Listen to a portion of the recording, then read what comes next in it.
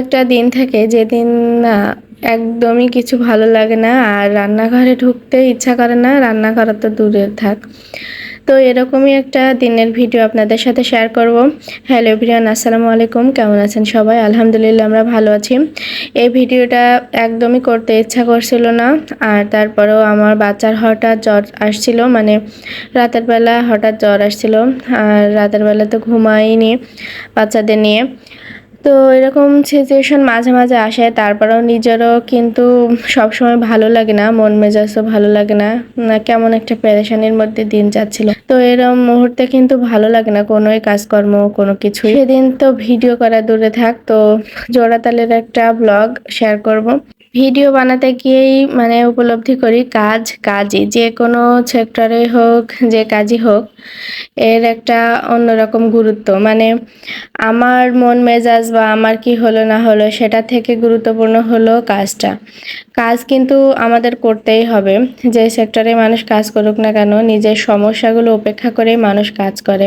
ইচ্ছা করে না তারপরেও করতে হয়, এটাই হচ্ছে মানুষের জীবন, আর এটা হলো মানুষের জীবনের সংগ্রাম। তো ভাবছিলাম যে যে কোনো কিছুই মানে অত সহজ না, সহজে কোনো কিছুই হয় না। দেখা যাচ্ছে ভিডিওটা না করলে হয়তো বা ভিডিও দেওয়া না দিলেও সমস্যা নেই, বাট তারপরেও কিন্তু একটা দায়বদ্ধতা থাকে, আজকে নাই কাল, কাল নাই পরশু তো দিতেই হয়। তো যারা কাজ করেন অনলাইনে তারা সেগুলো বুঝেন। সংসারে কিন্তু অনেক রকম ঝামেলা হয় বাচ্চাদের নিয়ে। তো এসব কিছু সামলিয়ে এই কাজগুলো করে টিকে থাকাটা যে কতটা কঠিন ব্যাপার, সেটা কিন্তু যারা অনলাইনে কাজ করেন সে আপুরাই ভালো বুঝবেন। সংসার সামলিয়ে, বাচ্চা সামলিয়ে সব কিছু মেনটেন করে এই কাজগুলো করা অনেক কঠিন ব্যাপার। আর সেখান থেকে ডলার তো উড়ে, সেই ডলারগুলো, উড়া ডলার ঘরে নিয়ে আসা যে কত কঠিন, সেটা বাইরে থেকে মানুষ হচ্ছে বুঝতে পারে যে কি না সহজ, কি না করতেছে, রান্না বান্না করতেছে, বাট যারা যে সিচুয়েশনে থাকে তারা এর মর্মটা বুঝবে। এটা অন্য কেউ বুঝবে না, আর কাউকে বোঝানোও সম্ভব না।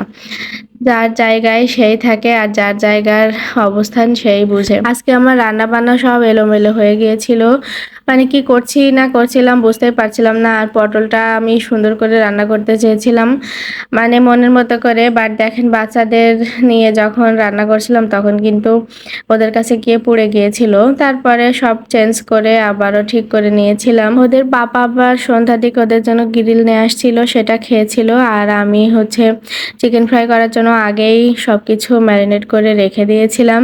তো রেখে যেহেতু দিয়েছিলাম তো ভেজে নিচ্ছিলাম, বাচ্চাদের যেহেতু শরীর খারাপ ছিল। তারপরে ওদেরকে ভেজে দিলাম, ওরা খেয়ে খুশি হয়েছে। ভিডিওটি এই পর্যন্তই, সবাই ভালো থাকবেন, আল্লাহ হাফেজ।